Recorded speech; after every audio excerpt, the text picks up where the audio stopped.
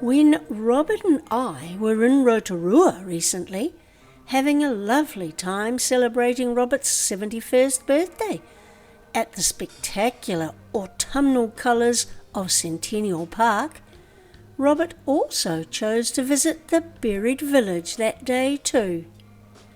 Well, the first thing I had to do when we pulled up at the village was to use their bathroom. It was very hard to ignore the disturbing newspaper clippings staring at me from the toilet walls.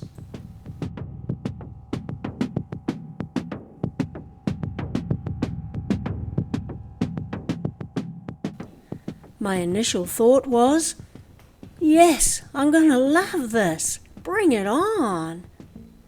So, come along if you, like me, are into tragic historic archives, then join us as we wander around this ancient buried village.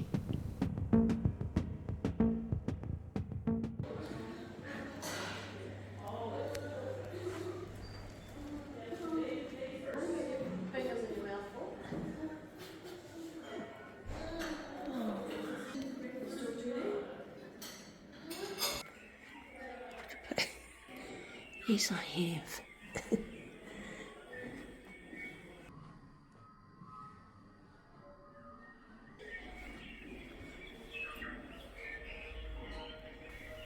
While walking through this museum, we realised that the buried village that we have yet to see is the outcome of the major Mt Tarawera eruption that we New Zealanders have all heard so much about our whole lives. But we were unaware of just how popular this part of our country was. Back in 1886, tourism brought in workers and even reverends as churches, hotels and homesteads were built to accommodate the expanding population. The Pink and White Terraces lured visitors in with their cascading silica basins, cold and blue as blue at the bottom, and becoming hotter as tourists climbed higher up the basins until reaching the boiling cauldron at the top. Occasionally, the glistening water ceased flowing, drying out the lower basins, but then an impressive geyser shot out from a vent, refilling the basins. Visitors then followed guides to more geysers, hot pools and plopping mud volcanoes, before returning back to the lakeshore to a feast of kaura, as freshwater crayfish, and potatoes, which had been steaming in a hot water spring. 9 days before the eruption, 3 strange events took place. The first was when guide Sophia, leading a party of tourists, witnessed a dry creek bed down by the lake. Then rushing water filled the creek briefly before receding again, and repeating that behaviour 3 times. Odd, but the tourists were undeterred and boarded their boat to cross the lake. Then, while halfway across the lake, a phantom war canoe was seen on Lake Tarawera, and the occupants made no attempt to communicate with Sophia's group concerning the Maori members aboard. The third strange event was when Sophia arrived at the Pink Terraces. She observed that a geyser had ejected mud in a wider radius than usual, all indications of the looming disaster about to happen. This little tourist village called Te Wairoa boasted 2 hotels. The larger one, the Rotorua Hotel, had just 1 guest there the night of the 9th of June 1886, 20-year-old Edwin Bainbridge from England.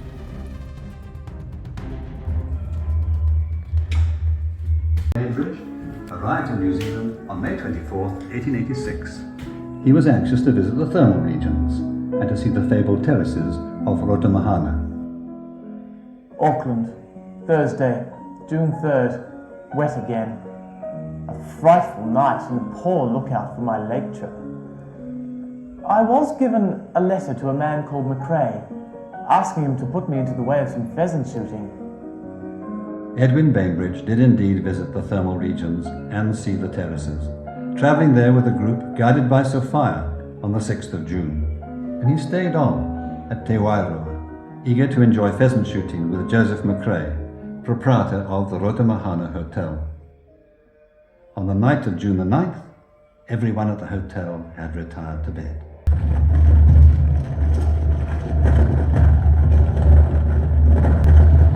Earthquakes began around 1 a.m. Joseph McRae, his only guest Bainbridge, and the staff congregated in the hotel smoking room. Around 4 a.m., the weight of debris caused parts of the hotel to collapse. Disaster was imminent. Yea, though I walk through the valley of the shadow of death, I will fear no evil. Written by Edwin Bainbridge of Newcastle on Tyne, England. This is the most awful moment of my life. We are under heavy falls from volcanic... Everybody out! Now! Run for your lives! Coming. Edwin Bainbridge was killed when the veranda of the hotel collapsed on him. His body was found by searchers the next morning. He was one of more than 120 people, Maori and Pākehā, killed on the night of June the 10th, 1886. He is buried in the Kawe Cemetery, Rotorua, far from his Newcastle home. And today, a local Methodist church is named after him.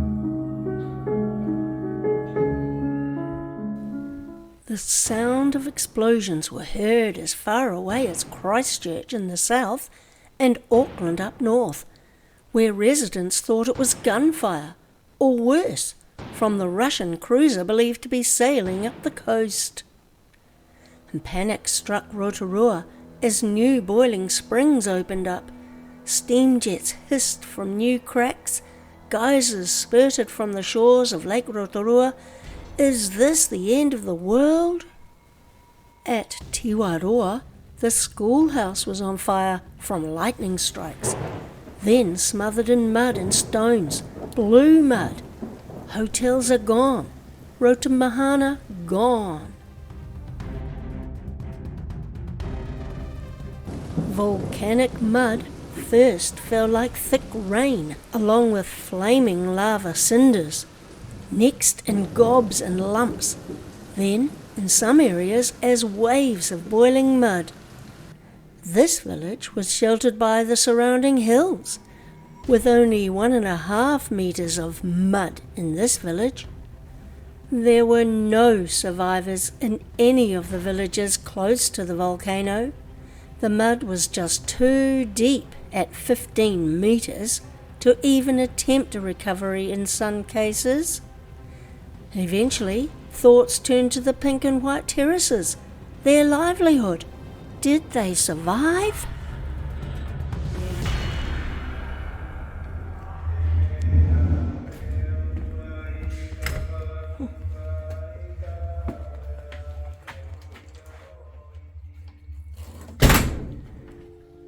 Excavations. Now visit the sites. Cool.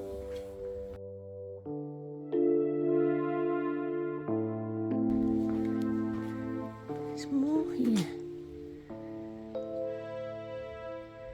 What's all this? The 8th wonder of the world. The Pink and White Terraces lured the wealthy tourists to Rotorua to see the 8th wonder of the world. The pink terrace, with its rosy tones, due to antimony sulfide, translates in Māori to fountain of the clouded sky, and the white terrace to carved rock.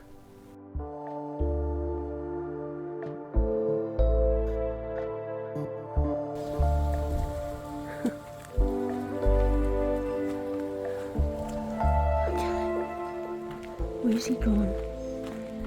Barracks. There you are, found you. Whew. You're at the barracks. What's this about? What we found while wandering through the grounds and the museum of this little village was how we got to know and identify with the occupants that lived or visited here back in June of 1886. We learnt of the heroes and heroines of that fateful night, felt their struggles and torment as they desperately fought to stay alive, or lamented with the families of those that didn't make it, such as young Edwin Bainbridge, as he wrote his last thoughts down while the hotel around him was falling apart. We even got to know the fictitious young woman called Margaret, who wrote letters to her family as we walked around the village grounds. Oh, it's down here. Nā mai ki Te Wairoa.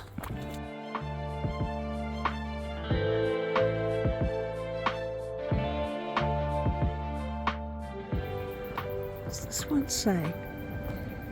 Oh, can I even read it?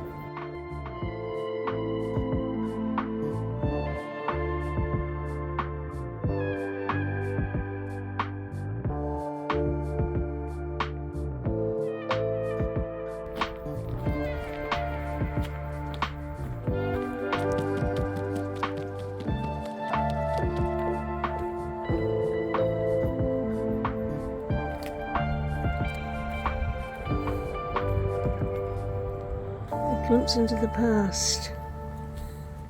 The deafening roar of the volcanic eruption in the early hours on a cold winter's morning of the 10th of June 1886 was followed by a deluge of thick mud, ash and choking sulphur fumes. To the terrified Te Wairoa villagers, it seemed like the end of the world had arrived, and this family, involved in entertaining and guiding visitors to the Pink and White Terraces, ran screaming for cover, knowing that their simply constructed whare, or house, wasn't going to be strong enough to hold this mud. They ran in pitch darkness to the 2 hotels nearby. We had to shout to one another to be heard over the racket, with blankets over our heads, stumbling a few times, but we made it. Over 1.5 meters of mud fell in just 2 hours, burying all recognisable pathways and caving in roofs.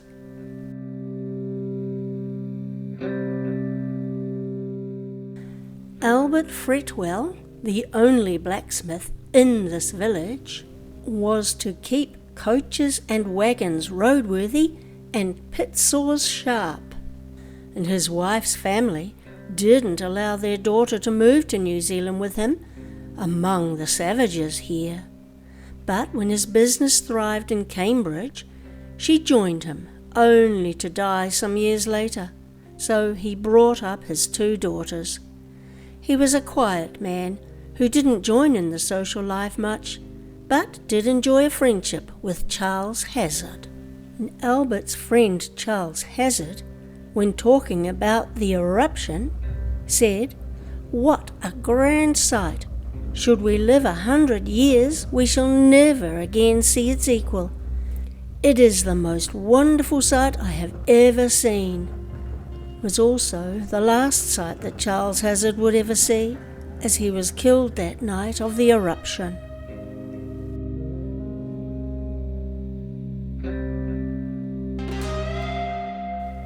Tuhoto Ariki, believed to be a medium or sorcerer, was buried inside his whare for 4 days, where he was later pulled out, still alive, and taken to Rotorua Sanatorium, where he died soon after. He was over 100 years old. A Māori whare house. 120 Māori and 15 Europeans lived in Te Wairoa, and out of the 70 plus houses here, all but 12 were destroyed. It's unsure how many people exactly were killed in this region. It's believed to be between 120 and 153 people, with 17 people killed here at Te Wairoa on that fateful night.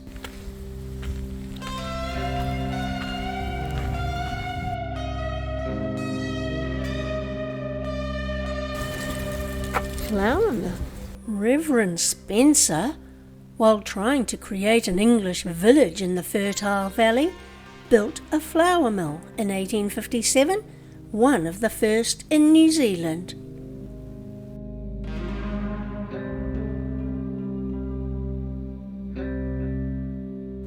Poplar tree wood was used for fencing in Te Wairoa. After the eruption, the fences were covered in mud and ash, but the tops of the fence posts sprouted and grew for 120 years, reaching an enormous 40 metres in height. After several storms, with the trees damaging nearby sites, they needed to be removed in 2012. The stumps of those trees have resprouted, continuing the poplar fence legacy. Hotel employee's house. Down there. A one-roomed European house once stood on this site. A Rotorua hotel employee lived here and cooked on this fireplace.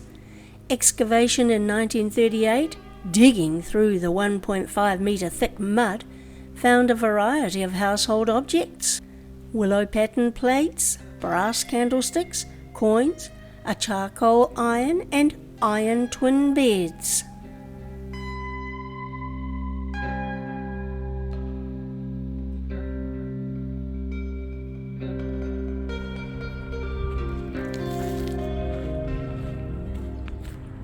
John Falluna's store. Was that here, was it?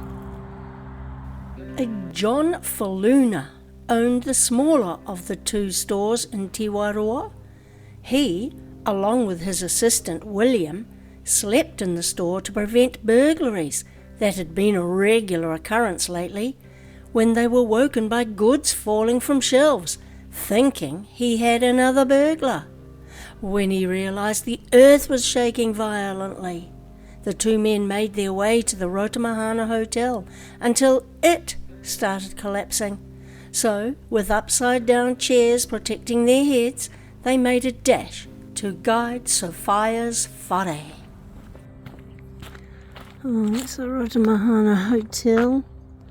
It's a water tank. It was seen as a luxury to have running water in small villages like Te Wairoa, as most residents drew water from the stream. But these tanks are the only building materials to have lasted since 1886. Joseph McRae owned one of the stores and the Rotorua Hotel, which was across the road, and on the night of the eruption, after the dining room had collapsed in the hotel, what to do? To venture out was courting disaster, but to stay could be fatal. So with rugs and blankets over the party of men, they left the trembling building. Sporadic lightning flashes and fireballs did little to relieve the intense darkness. With no lantern, they felt their way cautiously until they saw a flicker of light from guide Sophia's whare. They headed toward it. All arrived safely, except Edwin Bainbridge. They stayed sheltered there for the rest of the night, and in the morning McRae went in search of Bainbridge, but was struck by a hot stone on his head. He passed out. And on reflection, McRae must have been so close to being killed along with Bainbridge, as he was just in front of him when the veranda collapsed on his guest. McRae was acknowledged as the hero of the eruption, as he tirelessly helped others and searched for survivors.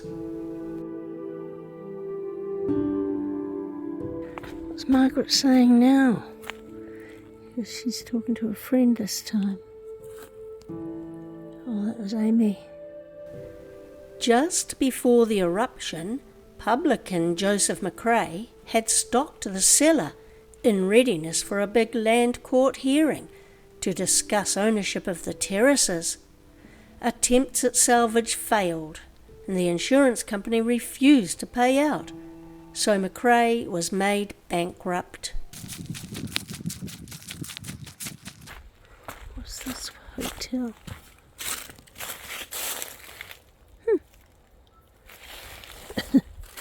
Now that's what I call a facade. What does it say? Terraces Hotel. Is that what it says? The Terraces Hotel was the smaller of the two hotels, with only 12 rooms, to Rotorua 21 rooms. And Charles Humphreys, the lessee of the Terraces Hotel, was made bankrupt too. Guide Sophia's whare, adjacent to the Terraces Hotel, was a strong timber structure, and on the night of the eruption, Sophia counted 62 people in her small whare as they all waited, fearfully, both Māori and Pākehā, waiting for what? Dawn or the end of the world. And Guide Sophia, known as the heroine of Tarawera, was now famous.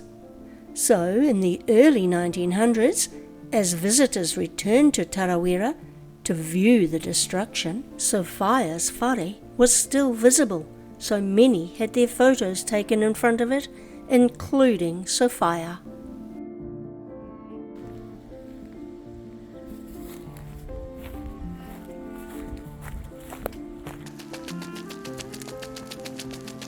Who's Margaret writing to now? My dear brother.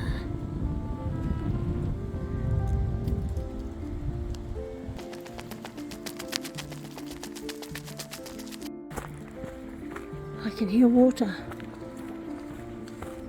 Oh, look at this beautiful little stream. The water I heard. Oh, what's this one? Stone Pataka storehouse. Discovered in the early 1930s while picnicking beside the stream, Vi Smith noticed the stone in the bank, so scraped away the mud to reveal a carved panel.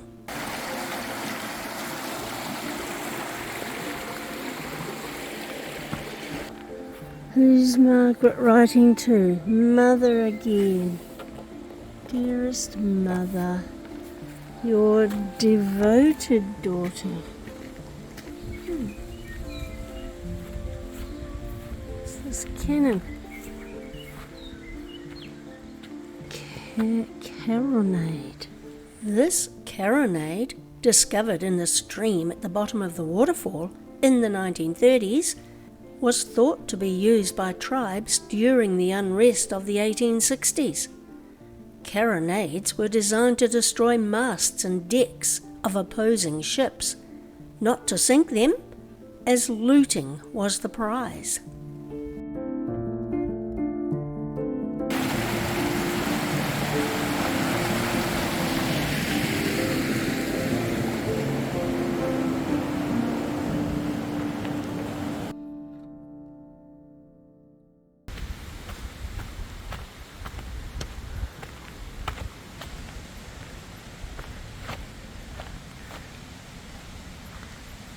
Interesting.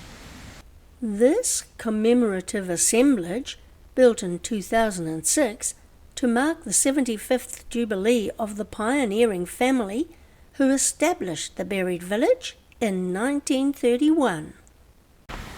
Welcome to the start of the waterfall.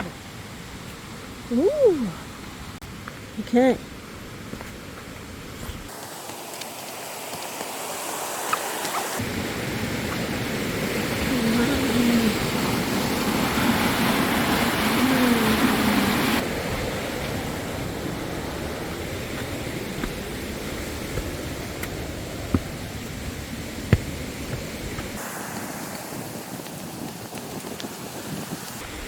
Ooh, safety warning. Loop track closed. Oh well, there and back it is. 20 minutes. Oh, yeah, stair walking today.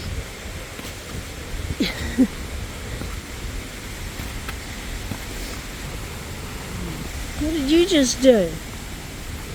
Did you just slip? Did you? Gee, Robert. Wow, I can see it.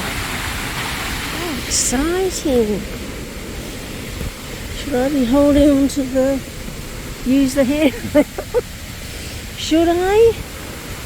Hang on then. Oh, I might have to turn this off.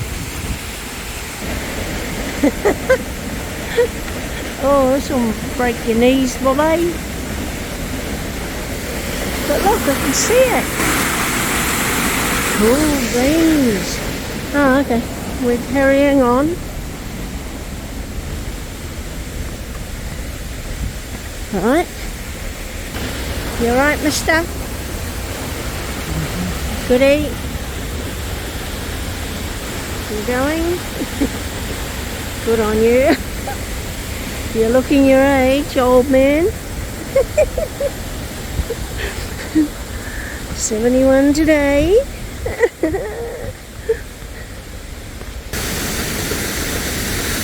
Why it falls. Look at that. Wow. Cool.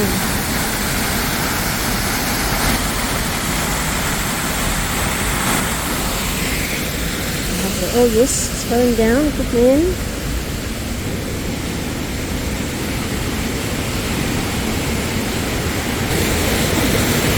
Oh.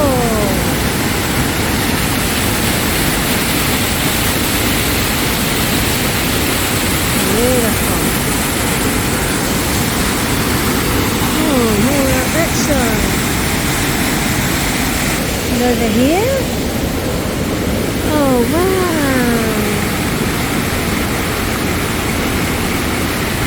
Neat pattern.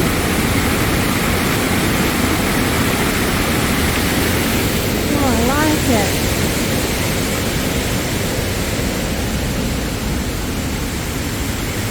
Oh, look at that.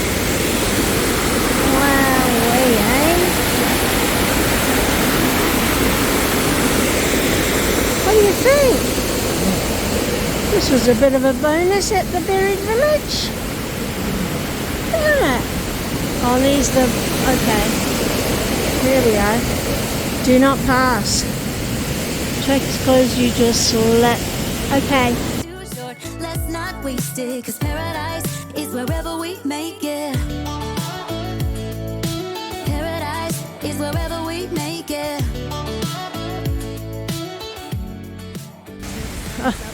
Okay, we're going back up.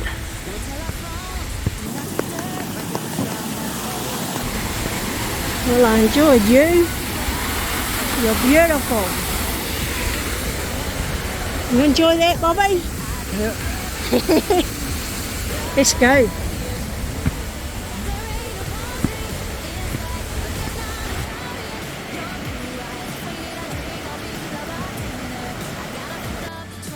Thank you, Basil Smith. I loved it. Let's not waste it, 'cause paradise is wherever we make it.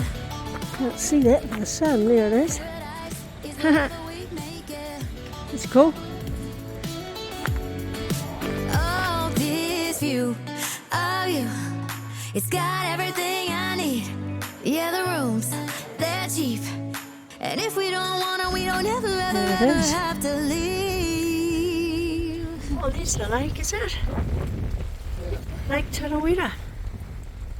Ah, we see it. Excellent. Where are we? Oh, that's where we would have come up from if the loop was available. Ah, I get it. Uh-oh. Well done. That was quite a climb this way to the cafe car park. Okay.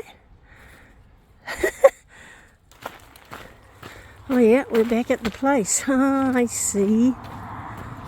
Came in this way. We drove on a further 6 minutes so we could see for ourselves Lake Tarawera and the mountain behind. Now this is Lake Tarawera. I'm wondering if that is Mt Tarawera over there somewhere that erupted. Where are we? Don't know. Oh, we're looking at a viewpoint, aren't we? Of Lake Tarawera. Mt Tarawera? But we really don't know for sure because look at the information we have. It's been ripped off. Nothing. Oh, I love that monkey tail. It's cool, man. Yeah, well, I think it is.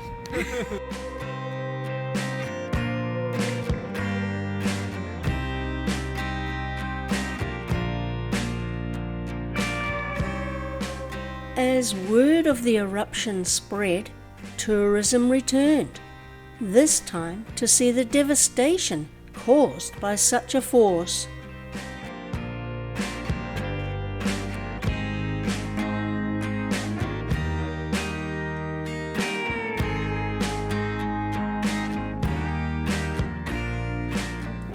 The Pink and White Terraces were presumed destroyed by the eruption, obliterated by the sheer power of nature, with Lake Rotorua blasted to 20 times its original size. Scientists and researchers successfully located remnants of the Pink and White Terraces in 2011, and for a few years after, more discoveries with high-resolution seismic equipment found them 60 metres underwater in Lake Rotorua, covered by 2 metres of thick sediment.